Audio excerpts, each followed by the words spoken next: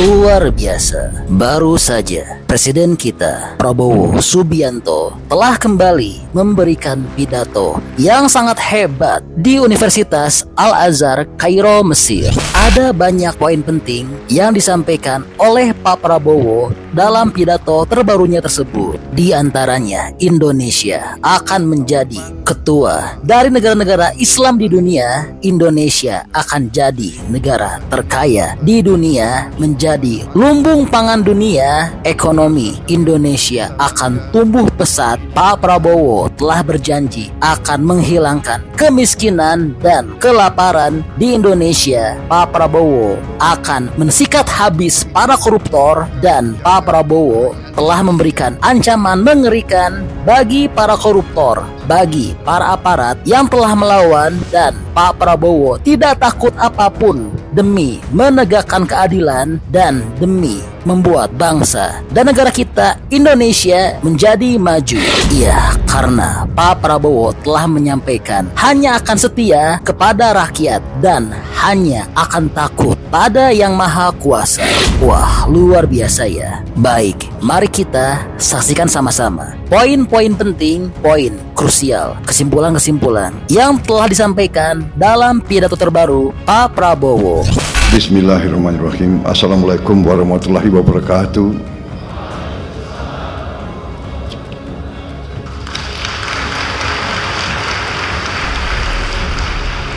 Saudara-saudara sekalian, sungguh berbahagia saya dapat berjumpa dengan para mahasiswa dan mahasiswi yang sekarang sedang menuntut ilmu di Universitas Al-Azhar ini, suatu universitas yang sangat bersejarah, sangat terkenal.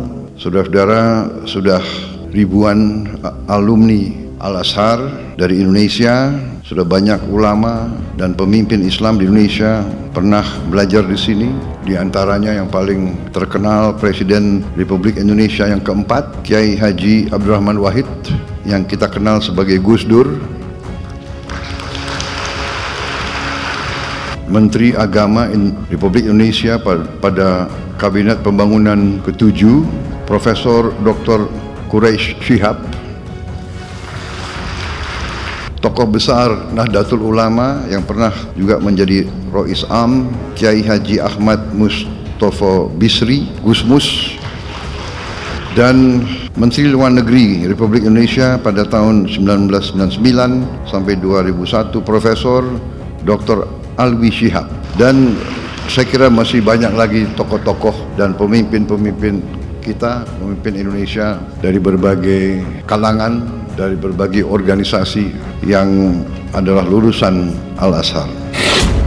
Saya hadir di Mesir ini untuk dua acara penting, yaitu hari ini saya melaksanakan kunjungan kenegaraan kepada Republik Arab Mesir, diterima dengan sangat terhormat tadi di Istana Presiden di Kairo, dan di sana melaksanakan pembicaraan cukup mendalam, cukup intensif saya dengan Presiden Al-Sisi, kemudian dengan menteri-menteri beliau dan delegasi saya. Kita telah menyepakati beberapa hal-hal penting yang intinya adalah kita ingin meningkatkan dan mempererat hubungan antara Indonesia dan Mesir yang pernah sangat dekat dulu, karena Mesir memiliki tempat yang khusus di hati kita, tempat bersejarah, yaitu Mesir merupakan negara yang pertama mengakui kemerdekaan Republik Indonesia. Tanpa ragu-ragu, tanpa berpikir, begitu kita proklamasikan kemerdekaan kita, Mesir negara yang pertama mengakui kita, dan akhirnya beberapa negara lain yang ikut mengakui kemerdekaan dan kedaulatan bangsa Indonesia. Kemudian dalam perjalanan pemimpin Mesir waktu itu, Presiden Jamal Abdel Nasser, dan pemimpin Indonesia Presiden Soekarno menjadi sangat dekat karena sama-sama menjadi pelopor dibangunnya gerakan non-blok, non-aligned movement yang ingin mempersatukan negara-negara berkembang, tidak mau ikut blok manapun, tidak mau ikut blok barat, tidak mau ikut blok timur, berada di tengah menghormati semua negara, semua bangsa, semua ras.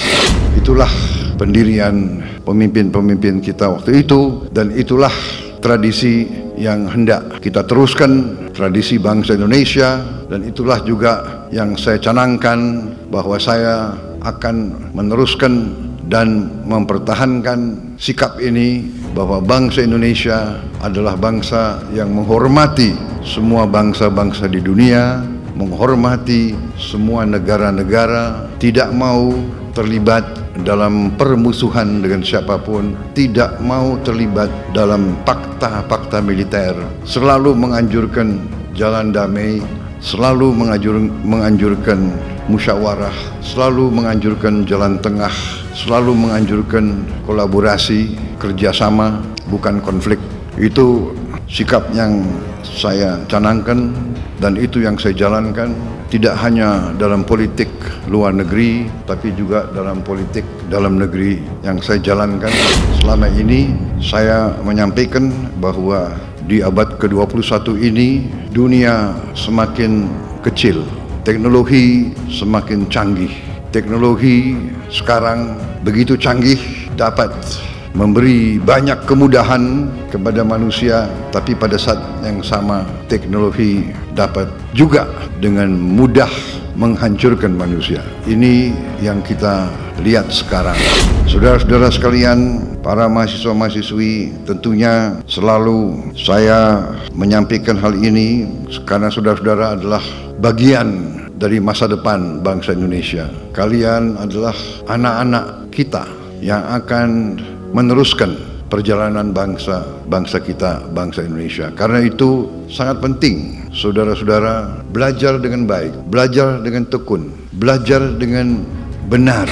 Dan saya berterima kasih, saya bersyukur saudara-saudara memilih belajar di Universitas Al-Azhar, universitas yang sangat bersejarah, universitas Islam yang mengajarkan pelajaran Islam yang damai, pelajaran Islam yang sejuk, pelajaran Islam yang moderat, pelajaran Islam yang tidak mengajarkan kebencian, pelajaran Islam yang tidak mengajarkan saling mencari kesalahan, tapi saling mencari titik-titik temu.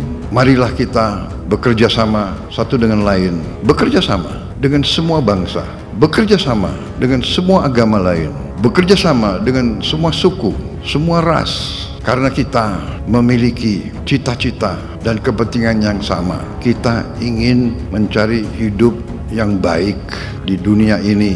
Hidup yang baik di dunia ini artinya hidup yang lepas dari ketakutan, lepas dari ancaman.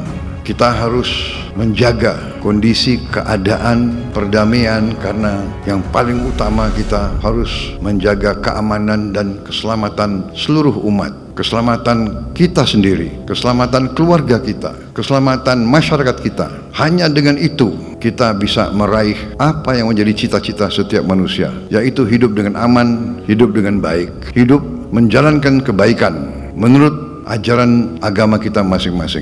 Ini sangat penting saudara-saudara. Saudara sebagai anak-anak muda, harapan kita semua, kalau Al-Azhar pernah melahirkan seorang presiden, siapa tahu di antara yang duduk di depan saya suatu saat bisa juga menjadi presiden Republik Indonesia yang akan datang. Tapi belajarlah dari contoh pemimpin-pemimpin itu. Gus Dur, saya kenal dekat Gus Dur. Gus Dur pemimpin Muslim, ketua umum Nahdlatul Ulama, datang dari keluarga syekh besar kita, keluarga Tebu Ireng. Tapi beliau pemikirannya sangat luas, beliau jiwanya sangat baik, beliau merangkul semua. Beliau menjadi tokoh, saya kira tokoh Muslim yang sangat terkenal sebagai tokoh inklusivisme, tokoh yang melindungi semua minoritas. Beliau pemimpin Muslim yang sangat dicintai oleh minoritas-minoritas lain. Saya ingat salah satu langkah-langkah beliau waktu ada ancaman terorisme, ada gereja-gereja yang mau dibom.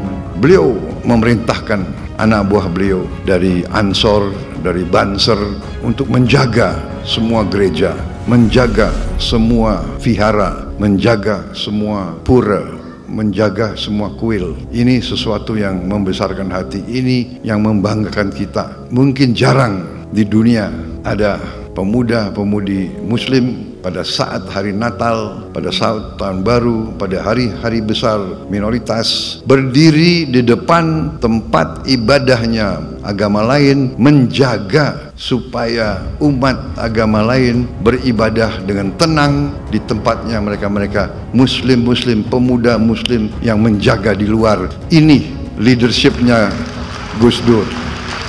Ini contoh yang luar biasa. Dan itu pun pernah saya tiru sewaktu memang Gus Dur sudah tidak ada. Saya memimpin partai saya.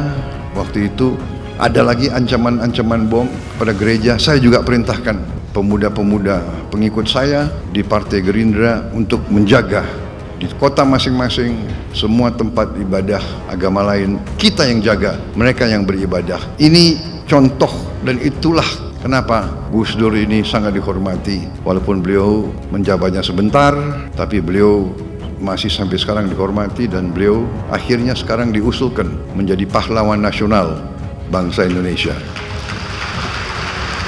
Saudara-saudara sekalian, ini saya kira salah satu contoh alumni Al-Azhar yang sempat menjadi pemimpin tingkat nasional di Indonesia, akhirnya menjadi presiden di Indonesia dan memberi kepemimpinan, kenegarawanan, leadership yang patut dicontoh dan akhirnya juga dihormati oleh bangsa-bangsa lain. Saya kebetulan kenal beliau baik, dan alhamdulillah leadership yang beliau sampaikan menjadi pelajaran bagi kita sekalian. Saudara-saudara sekalian, selain kunjungan kenegaraan ke Mesir, besok kita akan lakukan pertemuan KTT, konferensi tingkat tinggi antara 8 negara yang disebut D8. D8 ini adalah The Developing Aid for Economic Cooperation. Didirikan tahun 97 untuk meneruskan kerjasama ekonomi dan pembangunan antara 8 negara berkembang, yaitu Bangladesh, Mesir, Indonesia, Iran, Malaysia, Nigeria, Turki, dan Pakistan. Ini kebetulan 8 negara Muslim yang jumlah penduduknya besar. Jumlah penduduknya mungkin semua negara ini jumlah penduduknya di atas 100 juta. Jadi saudara-saudara, D8 ini dibentuk untuk melakukan kerjasama ekonomi. Saudara-saudara, kalau D8 ini bergabung, ini pasar ini lebih dari 1 miliar manusia. Nah, ini tentunya kita harus mengakui kita belum begitu puas. Masih banyak yang harus ditingkatkan, banyak yang harus kita cari bentuk-bentuk kerjasama, dan untuk itulah besok kita akan bertemu lagi, dan besok sesudah itu tahun depan ketua D8 beralih ke Republik Indonesia. Jadi mudah-mudahan kita bisa berbuat yang baik.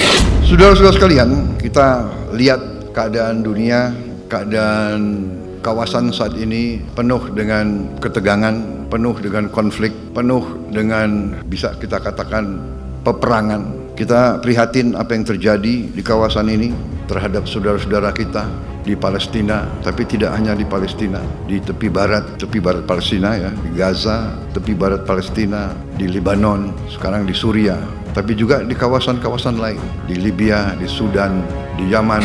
Saudara-saudara, marilah kita selalu waspada bahwa kalau kita tidak rukun dan tidak bersatu, kalau pemimpin-pemimpin kita tidak arif, tidak bijaksana, ujungnya adalah yang terjadi adalah perpecahan. Dan bila pecah, bila tidak ada persatuan dan kesatuan, yang ada adalah kelemahan. Dan kalau lemah tidak dapat melindungi dan menjaga keselamatan rakyatnya. Saya kira ini pelajaran yang sangat penting bagi kita. Saudara-saudara, para mahasiswa-mahasiswi, belajarlah dengan tekun, belajarlah dengan baik, jadilah wakil-wakil Indonesia dengan baik. Jangan memalukan kita. Belajar dengan baik. Saya bersyukur saya dapat laporan bahwa mahasiswa Indonesia termasuk mahasiswa asing yang paling sedikit bikin masalah di Al-Azhar dan di Mesir. Mudah-mudahan laporan ini benar adanya. Jangan hanya nggak enak sama Presiden Republik Indonesia disampaikan laporan-laporan yang bagus. Tapi tadi Presiden Al-Sisi juga mengatakan tiap kali lihat wajah orang Indonesia di Mesir, beliau selalu lihat wajah yang baik, wajah yang gembira. Mudah-mudahan itu pun benar adanya. Tapi kalau saya lihat wajah kalian ini, ya kayaknya benar juga itu, ya. Jadi terima kasih saudara-saudara, yang saya bisa sampaikan bahwa bangsa kita sekarang ini ingin mempercepat pembangunan ekonomi. Kita bersyukur kehadirat Allah yang Maha Kuasa, Tuhan Maha Besar, yang begitu banyak memberi karunia kepada kita. Bangsa Indonesia harus bersyukur. Berkali-kali saya mengatakan, bangsa Indonesia harus bersyukur. Kita diberi karunia yang sangat luar biasa, kekayaan alam yang luar biasa. Saya sudah diberi angka-angka tersebut. Kita memiliki tambang-tambang strategis, mineral-mineral kritis, tanaman-tanaman yang sangat banyak ragamnya. Sebentar lagi kita tidak hanya swasembada pangan, tapi dalam beberapa tahun lagi saya katakan Indonesia akan menjadi lumbung pangan dunia. Kita begitu besar karunia yang diberikan oleh Yang Maha Kuasa. Lahan yang luas, yang subur, ketersediaan air yang cukup. Juga 3/4 wilayah negara kita adalah dari laut. Kita memiliki cadangan ikan kedua terbesar di dunia. Kita memiliki panjang pantai ketiga terpanjang di dunia. Artinya kita bisa punya puluhan juta hektar tambak-tambak ikan, tambak udang, tambak lobster, tambak kepiting. Kita akan menjadi eksporter yang paling utama di bidang ikan dan protein untuk dunia, saudara-saudara. Saudara-saudara sekalian, semua karunia ini percuma kalau tidak bisa kita kelola dengan baik. Karena itu saya bertekad, mandat yang diberi kepada saya oleh rakyat Indonesia, saya dipilih oleh rakyat Indonesia, saya disumpah di hadapan rakyat dan di hadapan Yang Maha Kuasa, saya disumpah untuk menjaga undang-undang dasar kita, menjalankan semua undang-undang. Karena itu saya bertanggung jawab untuk menjaga dan mengelola semua kekayaan kita untuk bisa dinikmati sebesar-besarnya oleh seluruh rakyat Indonesia. Bukan segelintir. Saudara-saudara sekalian, kita bangga GDP kita, produk domestik bruto kita tumbuh dengan pesat, tumbuh dengan pesat di tengah ketidakpastian dunia. Tetapi kita menyadari bahwa pertumbuhan itu belum merata. Bahkan sebagian rakyat kita masih berada dalam keadaan yang memprihatinkan. Mereka masih bisa kita golongkan dalam keadaan yang miskin. Ini tekad saya, pemerintah saya, kami ingin berjuang sekeras mungkin untuk menghilangkan kemiskinan dari bumi Indonesia. Dan untuk itu, dalam rangka menjaga kekayaan Indonesia tidak salah kelola, tidak bocor, tidak dicuri, mau tidak mau, kita harus bertekad untuk memberantas korupsi dari bumi Indonesia. Memang banyak yang mengejek Prabowo Subianto. Saya memang sudah biasa diejek. Dari dulu saya diejek, dari dulu saya difitnah. Sekarang pun mereka tidak percaya. Apa iya kemiskinan bisa dikurangi? Saya mau bikin program memberi makan untuk semua anak Indonesia pun diejek. Pun ada yang tidak setuju. Sampai sekarang ada profesor-profesor yang pinter-pinter kok nggak setuju. Heran saya. Profesor pinter atau bodoh? Saya nggak tahu. Mungkin pinter otaknya, tapi hatinya tidak bisa merasakan. Kalau anak-anak itu, kalau anak lapar ke sekolah itu bagaimana caranya, dia tidak bisa merasakan. Itu saudara-saudara, saya tidak ragu-ragu, nggak apa-apa saya diejek. Saya yakin saya berada di atas jalan yang benar. Saya yakin rakyat Indonesia mendukung saya. Saya akan teruskan program ini. Dan mereka yang masih meragukan, 2 bulan saya memimpin, masih mereka bertanya-tanya, saya sampaikan, sabar sedikit, saya baru menjabat 2 bulan. 2 bulan ya kan? Anda sudah hitung berapa koruptor yang sudah ditangkap. Saudara-saudara sekalian yang nyinyir sama saya, silahkan, kau duduk aja di sebelah situ. Ini belum apa-apa, ini belum apa-apa. Nanti 6 bulan lagi, baru saudara boleh nilai pemerintah Prabowo Subianto.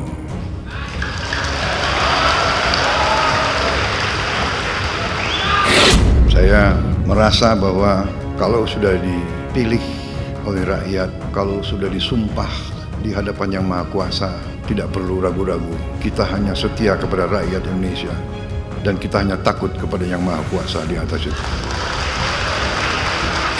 Saya dalam minggu-minggu ini, bulan-bulan ini, saya dalam rangka memberi, apa istilahnya tuh? Memberi memberi kesempatan untuk tobat. Hei para koruptor atau yang merasa pernah mencuri dari rakyat, kalau kau kembalikan yang kau curi, ya mungkin kita maafkan, tapi kembalikan dong. Nanti kita beri kesempatan. Cara mengembalikannya bisa diam-diam supaya nggak ketahuan. Mengembalikan loh ya, tapi kembalikan. Kemudian, hai kalian-kalian yang sudah terima fasilitas dari bangsa negara, bayarlah kewajibanmu. Asal kau bayar kewajibanmu, taat kepada hukum, sudah kita menghadap masa depan. Kita tidak ungkit-ungkit yang dulu. Tapi kalau kau bandel terus, apa boleh buat? Kita akan menegakkan hukum. Dan bagi aparat-aparat harus milih setia kepada bangsa, negara dan rakyat atau setia kepada pihak lain. Kalau setia kepada bangsa, negara dan rakyat, ayo. Kalau tidak, percayalah, saya akan bersihkan aparat Republik Indonesia. Dan saya yakin dan percaya rakyat Indonesia berada di belakang saya, saudara-saudara sekalian. Saya kira itu yang saya ingin sampaikan. Anak-anakku, belajar yang baik, belajar yang tekun, buatlah yang terbaik untuk bangsa, rakyat, dan negaramu. Raih ilmu untuk bangsa, berbuat baik untuk rakyat. Itu pesan saya. Terima kasih atas kesempatan ini. Saya bisa tatap muka dengan saudara-saudara. Saya bisa bicara langsung kepada kalian. Tidak gampang sekolah di negara orang, jauh dari keluarga. Saya percaya saudara tabah, teguh, dan tegar menghadapi kesulitan-kesulitan. Selamat belajar, selamat berjuang, Duta Besar, Atase Pendidikan. Pantaulah keadaan anak-anak kita yang punya kesulitan, ya. Saudara-saudara, nanti saya akan minta laporan dari Duta Besar, ya, kondisi mereka dan bagaimana kita bisa lebih membantu mereka di sini. Terima kasih. Wassalamualaikum warahmatullahi wabarakatuh. Terima kasih. Selamat belajar. Wah, luar biasa ya apa yang disampaikan oleh Pak Prabowo. Ya, jadi itu info update untuk tanah air. Nah, kalau menurut teman-teman kira-kira bagaimana pendapatnya setelah mendengar pidato terbaru dari Pak Prabowo? Teman-teman seneng gak dengarnya? Atau jangan-jangan punya pendapat yang lain? Bantu dong berikan pendapat beserta alasannya di kolom komentar ya, karena tentunya pendapat hebat dari teman-teman berpotensi besar untuk tersampaikan ke pemerintah. Oke, jadi itulah info update untuk Presiden Prabowo.